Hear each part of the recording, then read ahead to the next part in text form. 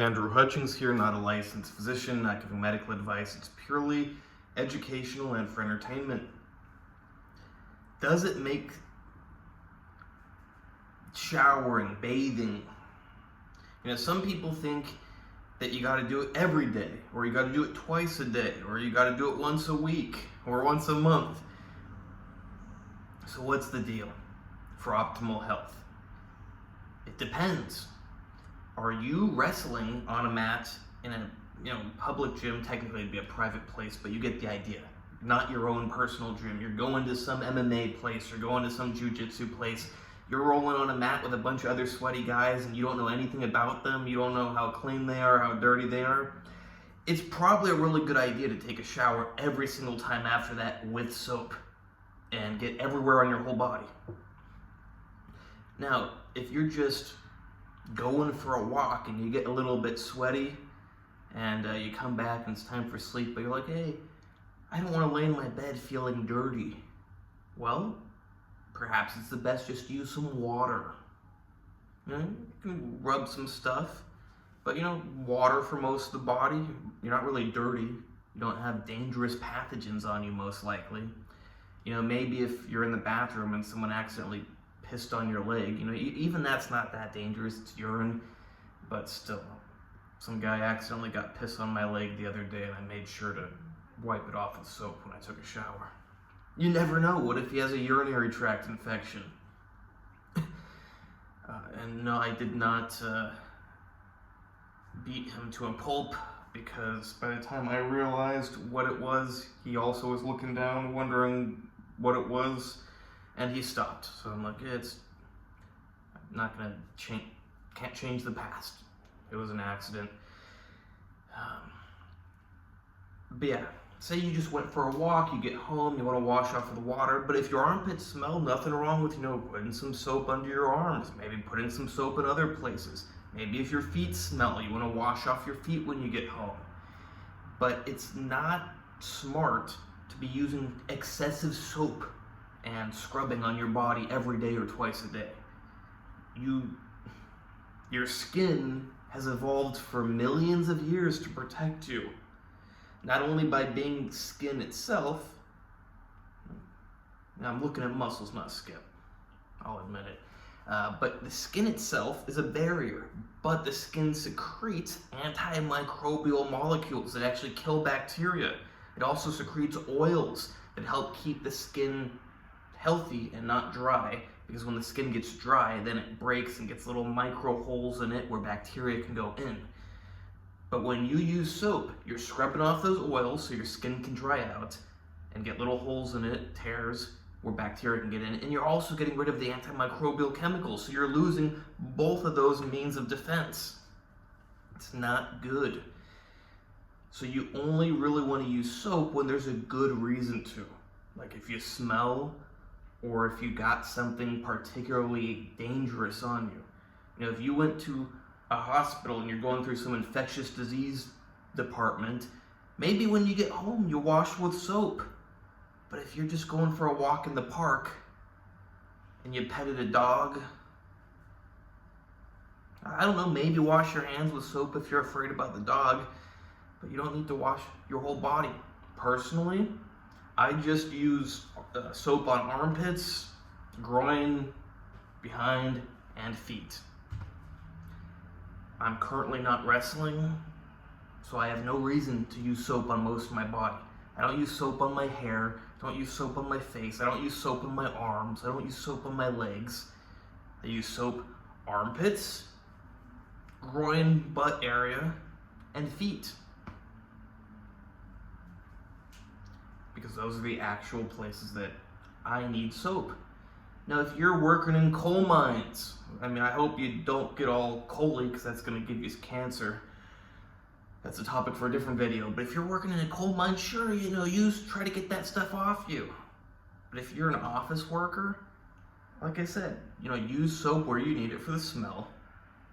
And if there's some weird spill on you or something, or someone sneezes on your arm, use some soap.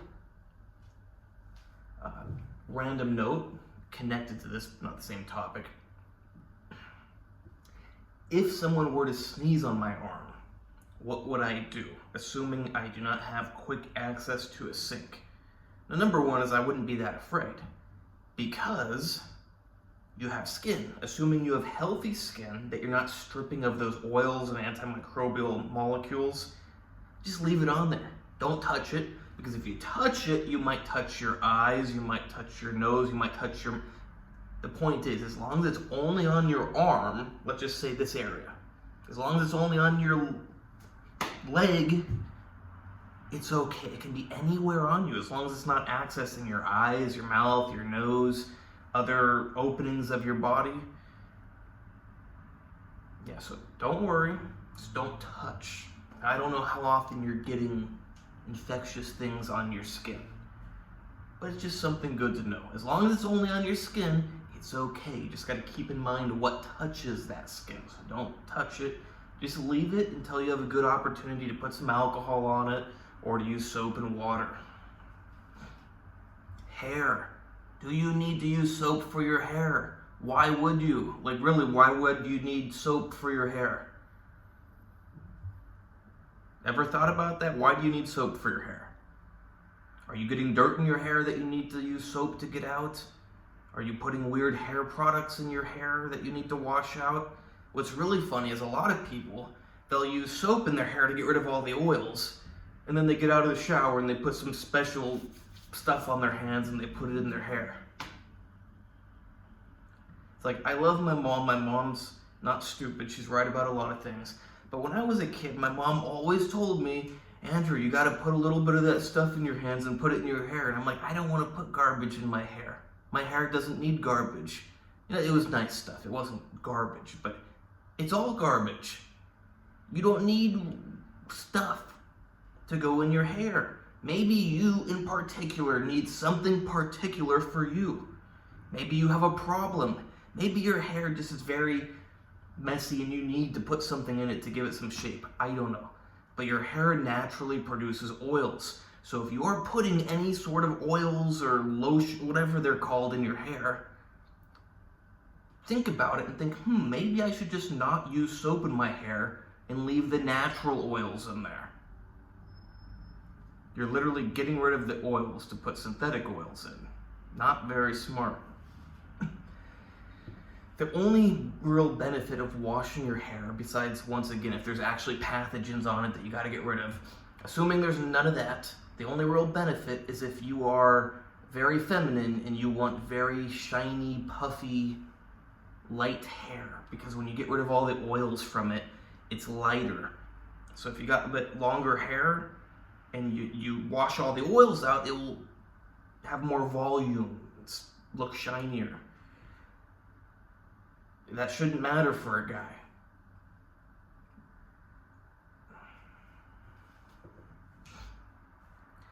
Now, when my hair was a bit longer and I did not use any soap on it, it's funny because I say soap, most people probably use shampoo. I don't use shampoo. I don't want any chemicals.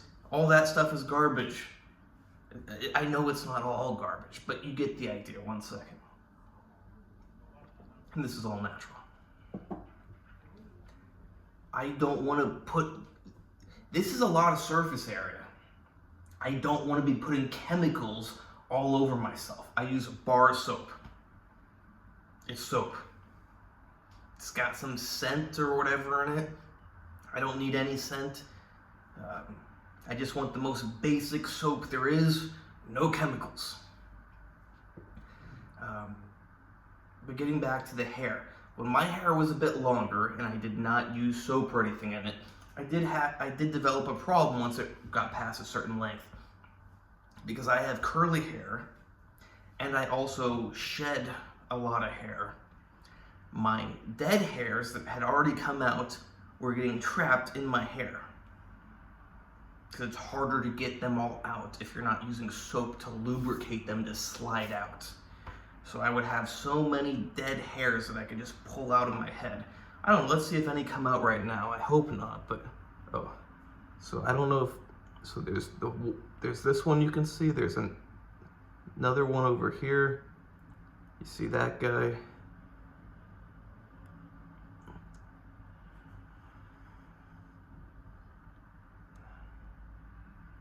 hard to see them on camera, but I do have a few in my hand.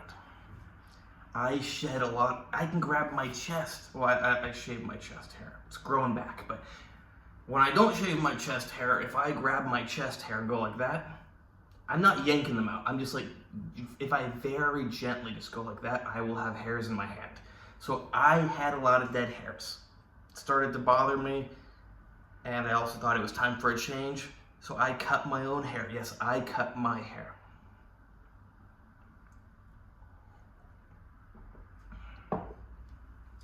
So when my wife is with me, when we get home after walking, I will wash off with water and wash my feet with soap. About once a day, I wash my armpits, my groin, my butt, and my feet with soap. But feet extra as needed for a wife, because if I walk a lot, my feet get sweaty, they don't smell so good. She likes that I wash them. So think about it. Evaluate how often you use soap, because people think that there's no downside. That, oh, just you're getting more clean. Like, no, there's a trade-off.